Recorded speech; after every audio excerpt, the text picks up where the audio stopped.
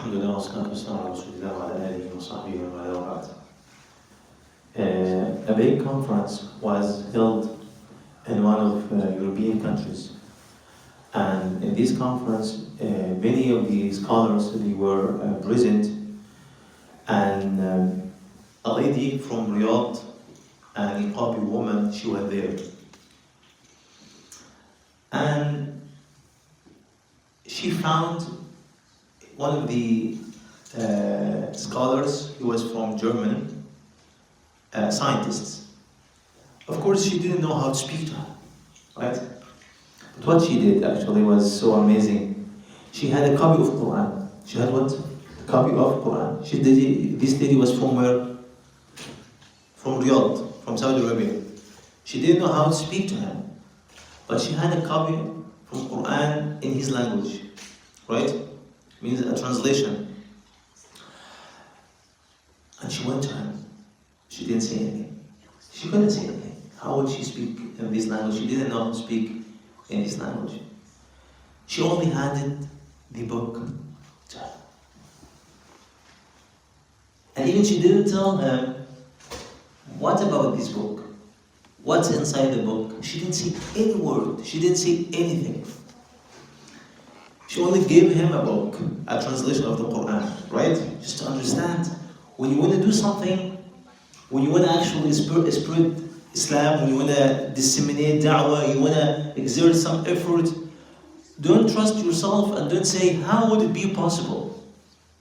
Just do what you can. Do what you can. That's it. Subhanallah. Alaykum as-salam, Brother Yusuf. Subhanallah, he took the book from her.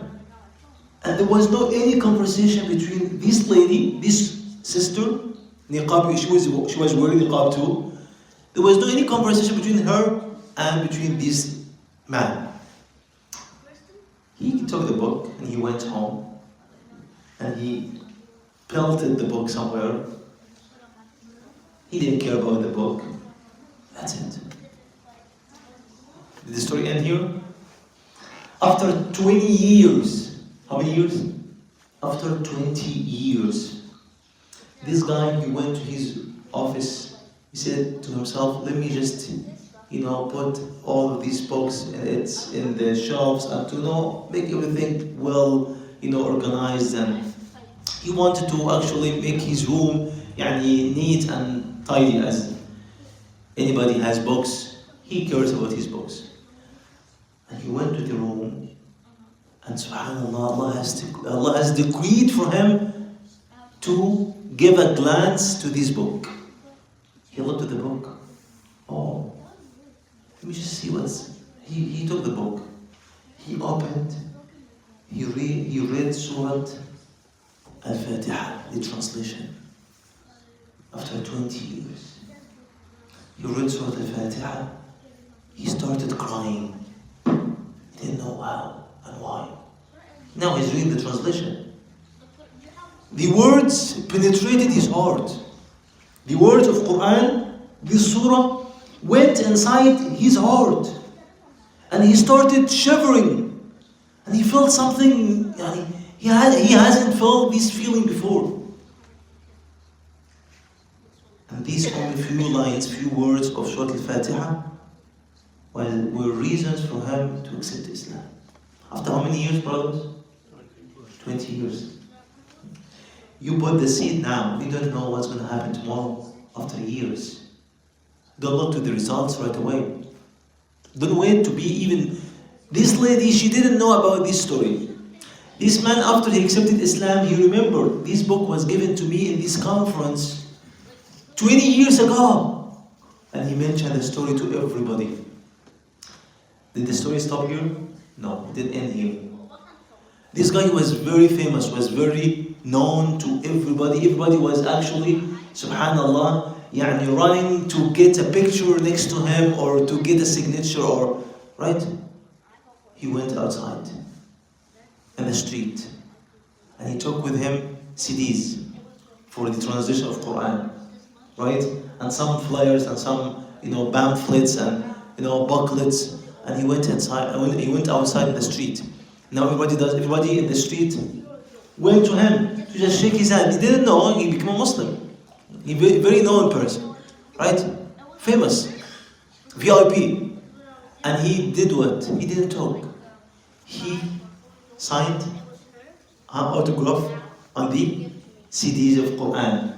Give it to this, and to this person, and to this lady, and to this person. That's it. And he gave the pamphlet. After a few days, hundreds of people accepted Islam. Hundreds of people. He narrated this story. All of those people who accepted Islam, the rewards of this will be given first to this lady, that she gave this book to this man 20 years ago. What is the lesson here? You do any good deed, don't wait. This lady, she didn't know anything about this guy. On the day of judgment, she will come and she will see all of these people accepted Islam before because of her, because of this effort. And don't belittle anything. Don't trivialize any good deed. Don't underestimate anything that you can do for Islam. And you don't have to see the fruits right away in front of your eyes. You don't have to see the fruits. If you can say a good word to somebody, say a good word to somebody. If you can speak about Islam, Salah, you call your brother, say, brother, why don't you come to pray? You don't care. If he doesn't even listen to you, it's not your responsibility. You say the word. You share the truth. You share the word with others. And don't wait for them to come and say, right away, we have accepted. No. You never know. Right? So it's actually a big lesson for all of us. Whenever we have a chance to say something about this deen, to spread Islam. One day, a few days ago, I went to a gas station. I was buying something, and then I found two young men outside in their car, who were waiting, I don't know for what. And then they started talking to me. And I said to them, have you ever heard about Islam? They said, one of them said, no, at all. At all. He hasn't heard about this deen at all. The other guy said, a little bit, I know a little bit. I talked to them for almost 25 minutes. What is the amazing part of this? Wallahi, they were listening like that. Imagine somebody, in the gas station, he was buying something, and of course, usually they do what? They pick and leave, right? Wallahi, he gave me his ear, or both of them, they gave me their ears for almost 20-25 minutes, listening what Islam is. Imagine that. And then they said, thank you so much, and they left. I said, subhanallah. Imagine that. Any chance, my brothers, any chance, my sisters, any chance, even if you cannot talk, with you in your car, some pamphlets, some CDs, some books, some anything, just give it to, subhanallah, anybody that you think he can, even if you think he cannot read. It's not your job, right? So we ask Allah to use us in this country. Wallahi, we have a chance, big chance. We live in this country. Most of us who are around us are not Muslims, right? A big chance for us to guide them, give, and don't wait for the result to be given. Give and don't wait for the result to be given right away. You might see that on the day of judgment, inshallah. We ask Allah to guide through us, and to guide us, and to spread Islam through Muslims. This is our job that we neglected because of what? Because of our internal conflict. My son today, what did he say to me? I was talking about the current issue that you know about the masjid. He said, my dad, when will you stop talking about these issues? Wallah. He said, I'm fed up. When will you stop talking about these issues at the masjid? When these issues would stop? Wallahi al-Azim. Imagine, this is a sentence came from a boy who is almost 8 years old. He said, when will you stop? We don't talk about anything else at the masjid. We don't have any activity with the non-Muslims. We don't speak about our youth, our kids. Every day we talk about something. Shaitan is very happy now to see us. Every day we talk about this and that. Our brothers in Turkey and Syria, they are dying. Muslims they are bleeding everywhere. The nation of Muhammad, as you know, we have a lot of problems, a lot of difficulties. Islam, subhanAllah, is in jail. Nobody cares about Islam, and we only care about something else. Our efforts, our energy, our time are being spent to make shaitan happy. Our youth, wallahi, imagine, he 8 years old, Omar, he said this word. What about the youth? They're fed up. Guys, okay, go. Talk about what you want to talk about. You want to be this and that. You want to actually occupy your masjid as if you're going to conquer Jerusalem.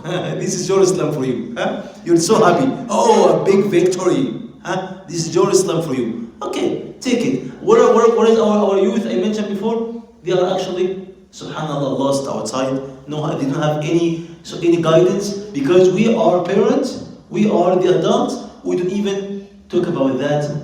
We even don't care about them, we care about ourselves, internal issues, make this committee and this committee and this committee and these members and those people, and then, subhanAllah, for almost 20 years, no achievement, no goal, nothing. Islam is actually complaining to Allah Azza wa Jal. We ask Allah Azza wa Jal to guide all of us and to guide through us and make us from those who are guided, and to spread Islam through us. Allahumma ameen. Jazakallahu khairan.